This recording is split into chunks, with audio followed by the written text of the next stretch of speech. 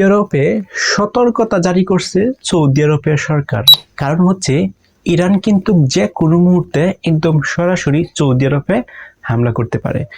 এমন অবস্থায় সৌদি সরকার একটা সতর্ক জারি করে দেওয়া হয়েছে যে সাধারণ মানুষ যারা আছে বা পাবলিক আছে যাতে সেফলি থাকতে পারে এবং এই বিষয়টা অবগত হয়। এটার কারণেই সৌদি আরবের সরকার সতর্কতা জারি করে দিছে। সো যুদ্ধের প্রথম থেকেই কিন্তু আপনারা দেখে আসতেছেন যে ইরানের যে কূপটা আছে সেটা কিন্তু সবচেয়ে বেশি হচ্ছে যুক্তরাষ্ট্র এবং ইসরায়েলের প্রতি। তারপরে যে মধ্যপ্রাচ্যের দেশগুলো আছে, সংযুক্ত আরব আমিরাত যেটাকে আমরা দুবাই বলি বা সৌদি আরব বলি, এই যে দেশগুলো আছে বা মধ্যপ্রাচ্যের যে দেশগুলো আছে তাদের উপরেও কিন্তু ব্যাপক হামলা চালাইতেছে ইরান। এখন এই যে ব্যাপক যে হামলা চালাইতেছে, কেন হামলা চালাইতেছে? কারণ ডেফিনেটলি হচ্ছে মধ্যপ্রাচ্যের যে দেশগুলো আছে, বিশেষ করে সংযুক্ত আরব আমিরাত এবং হচ্ছে সৌদি আরব, তারা কিন্তু ইরানের পক্ষে নাই। এখন ইরানের পক্ষে না থাকলে কি ইরান একটা দেশকে মানে হামলা করব? না, কারণ আরো তো অনেক দেশ আছে যেগুলো হচ্ছে ইরানের পক্ষে না। সেই দেশে কেন ইরান হামলা করতেছে না?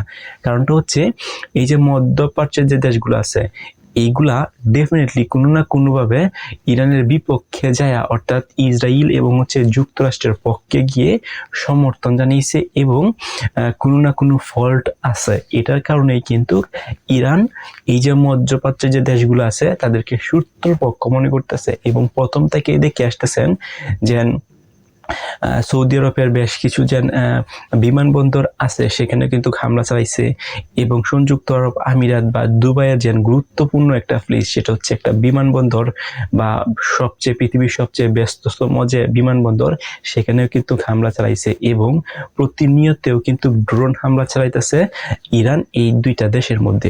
এখন হঠাৎ করেই কেন সৌদি আরবের সতর্কতা জারি করলো যে এইখানে ইরান যে কোনো মুহূর্তে হচ্ছে আক্রমণ করতে পারে?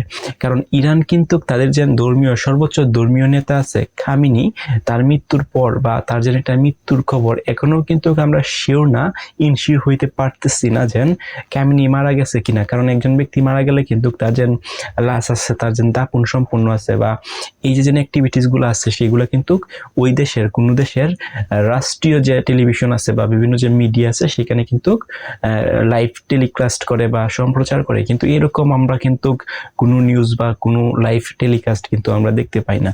সো এটা হচ্ছে আনাদার ইস্যু। বাট যেহেতু সবাই জানতেছে খামেনি মারা গেছে, সো ইরান কিন্তু এখন ব্যাপকভাবে ক্ষোভে আছে এবং হচ্ছে চেষ্টা করতেছে তাদের যেন ইরানের সর্বোচ্চ ধর্মীয় নেতা আছে খামেনি, তার যেন মৃত্যু বলতে যেটা চালাইতেছে বা সাধারণ মানুষ যারা জানে তাদের যেন একটা প্রতিশোধ সেটা নেওয়ার জন্য ইরান মরিয়া হয়ে লেগেছে। সো ইরান যতই দিন যাচ্ছে ততই কিন্তু ভয়ঙ্কর হয়ে উঠতেছে। অর্থনৈতিক বলেন বা হচ্ছে টেকনোলজি বলেন, আপনারা তো জানেন চীন কিন্তু ইরানকে সহযোগিতা করতেছে এবং হরমুজ প্রণালী ব্যবহার করে কিন্তু Iran huge of amount toll আদায় করতেছে, সেখান থেকে কিন্তু তাদের অর্থনীতি সবল হচ্ছে। সো এখন কিন্তু মধ্যপ্রাচ্যের যে দেশগুলো আছে এই দেশগুলোর উপর যদি ইরান হামলা চালায় তাহলে এইগুলা খুব তাড়াতাড়ি ধ্বংস হয়ে যাবে। কারণ ইসরায়েল এবং হচ্ছে যুক্তরাষ্ট্র কিন্তু খুবই শক্তিশালী দেশ, সেখানে কিন্তু তারাই হিমশিম খাচ্ছে এই ইরানকে থামানোর জন্য। তো সেখানে সংযুক্ত আরব আমিরাত বলেন বা দুবাই অথবা সৌদি আরব, তাদেরকে যদি ভালোভাবে হামলা করে ইরান তাহলে কিন্তু টিকতে পারবে না বেশি দিন। হয়তো প্রতিমূলক কোনো ব্যবস্থা এই দেশগুলো নিতে পারবে, কারণ তাদের দেশেরও তো কোনো হচ্ছে আইন শৃঙ্খলা বাহিনী আছে, বাট তারপরেও কিন্তু এই দেশগুলোকে খুবই তাড়াতাড়ি ধ্বংস করে দিতে পারবো ইরান। এখন ইরান কিন্তু খুবই ব্যাপকভাবে কোনো স্ট্রংলি ভাবে এখন পর্যন্ত কোনো কিন্তু হামলা চালায় না সৌদি আরব এবং হচ্ছে সংযুক্ত আরব আমিরাতে, কিন্তু এইবার কিন্তু সময় এসেছে সৌদি আরবে ব্যাপক হামলা চালানোর একটা সিদ্ধান্ত নিতেছে ইরান। এটার কারণে কিন্তু সৌদি আরবে সতর্কতা জারি করা হয়েছে যে ইরান কিন্তু যে কোনো মুহূর্তে খুবই শক্তিশালীভাবে এখানে আঘাত আনতে পারে।